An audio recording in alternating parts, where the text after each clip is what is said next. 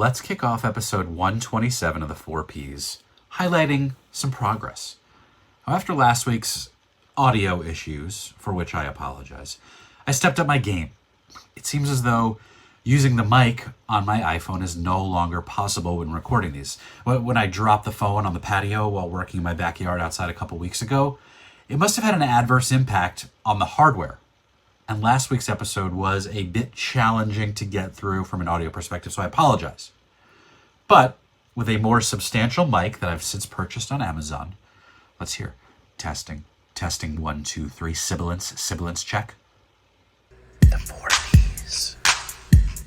Professional. Political. Practical.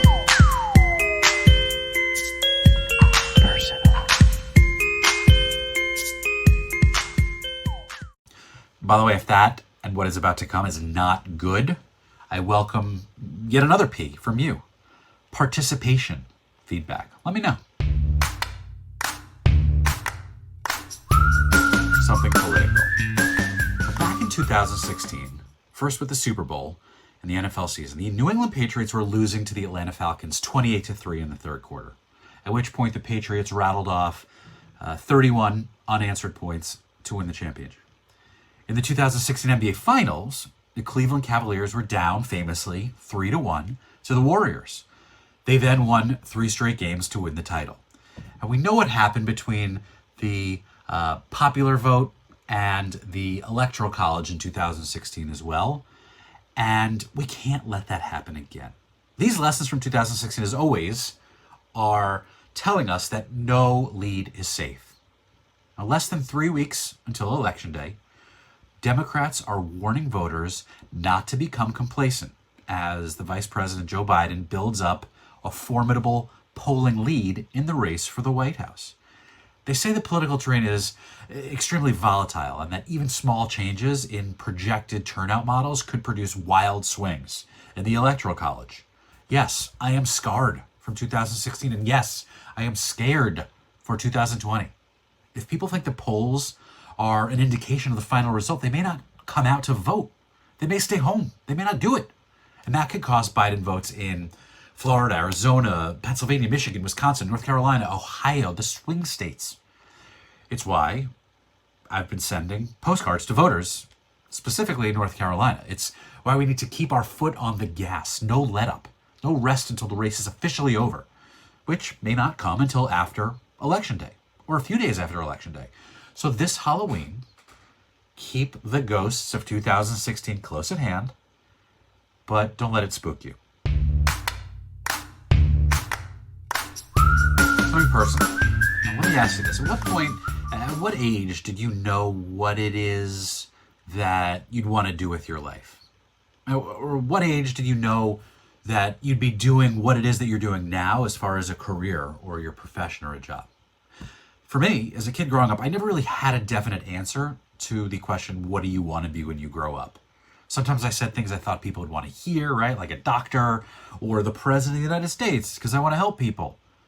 And even as I grew older, I learned that different professions actually did and meant different things.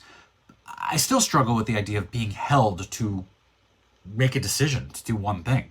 I knew there wasn't just one thing that could maintain my interest for this very short period of time that we have in our lives, relatively speaking. And now, all these years later, I still wish I had an answer to that question. I've meandered in a growth trajectory that I could never have predicted.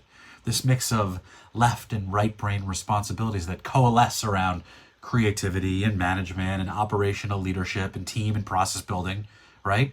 But now, as a parent, I struggle when I hear people ask my children these questions because it's just not fair to ask that of a 6-year-old or a 9-year-old. The world's going to be very different in 20 years. And the things they like now, some of it, which I think is great, engineering, art, problem solving, some of it's not so great, video games, watching shit on YouTube.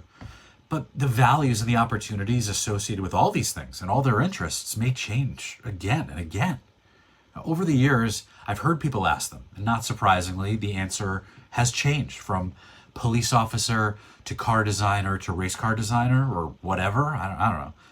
But here we go. I'm going to ask my kids this now that they're a little bit older. Unprompted, unaided, unguided. Here's my son Jake answering this very question. I don't know, I'm only 9. Alas, something practical.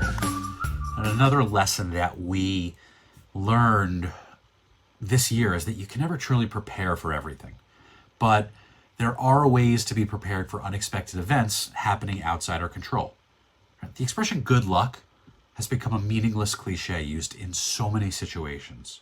But in truth, unexpected occurrences are happening around us all the time. Changing our awareness and our mindsets can open our eyes to the idea that life is full of serendipity. And serendipity is a positive thing. It's one that's made when your actions collide with chance. This means serendipity is different from pure chance or luck. So we should think of it as a process. Now, often serendipity is the result of seeds that were planted weeks or months or years in advance. And it always requires something of you, whether it's noticing a value that hasn't been there before or drawing a conclusion that hasn't been reached before. And the key message here is that serendipity is usually about connecting dots that previously remained elusive or hard to connect. So how do you cultivate the right mindset? You got to be perceptive, curious, open-minded, and eager to see opportunities where others might see only negativity. This also requires an observant and perceptive attitude, the kind that not only notices something unusual, but can connect that bit of information with something else. And then letting go of ingrained biases. And those biases could be underestimating the unexpected, conforming to the majority, and even just post-rationalizing things. A big reason for being skeptical about serendipity is that we tend to look back at unusual occurrences and then try and spin them into something that we could have or should have predicted. The idea of serendipity is that it's unpredictable and unexpected. But that doesn't mean you can't increase the chances of it being a regular occurrence in your life. You can increase the chances of serendipity in a few simple ways, essentially by creating possibilities, right? No matter what your current circumstances are, encounters require an optimistic willingness to take chances, being sociable, putting yourself out there, introducing yourself to things. With COVID in 2020, in this fast-changing world, cultivating serendipity is an active approach to managing uncertainty. So planting seeds, it's really about networking, giving people potential dots to connect with you, and planting spaces for serendipity to occur. Now, the space between stimulus and response is where our growth happens, and that's where serendipity lies in the long run. And something professional, having worked in the marketing industry now for, give or take, 2 decades, I've learned over time that this is an overly self-analytical industry, especially with agencies, right? That's what happens when you have strategic, analytical thinkers looking both inward and outward on a regular basis. And I know that a lot of you watching or listening to this are agency people. And I know this based on the analytics, the big data. But what I'm about to say, I think, applies to almost everyone in this industry in some way. And it's something that we've all heard before, or many of us believe, but it's that the original agency model is dying. And there are a few reasons why people may believe this to be the case, right? In-house capability building by big brands, just a lack of transparency with how the business works, consolidation, fragmentation, other Asians. But the idea of layering in and padding margin and profiteering is something that has plagued this business for a long time. And you know what? A lot of it is true. But we don't have to destroy the system to create change. The inherent issue is that the industry is made up of many different types of people with different areas of expertise and experience and motivations.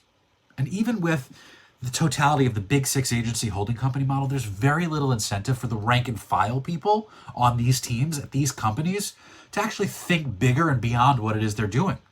It's just the way the system is set up, meaning this model is ripe for disruption, or whatever other word you want to call it. We no longer have to imagine it Because thanks to a few imaginative and emergent and rapidly growing new model companies, the reality is a world where strategy and execution really can come together without politics, without focusing on a specific channel or a platform, creating a landscape and an ecosystem where we stop saying things like digital marketing and social marketing and traditional marketing or influencer marketing, and just start from the premise that we are marketing in a connected world, a world where expertise and capabilities and methodology and technology are inextricably and inexorably intertwined without process getting in the way of progress.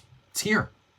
And in the coming months, coming episodes of the 4Ps, tune in because I am excited to introduce you to people and companies that are actually making it happen.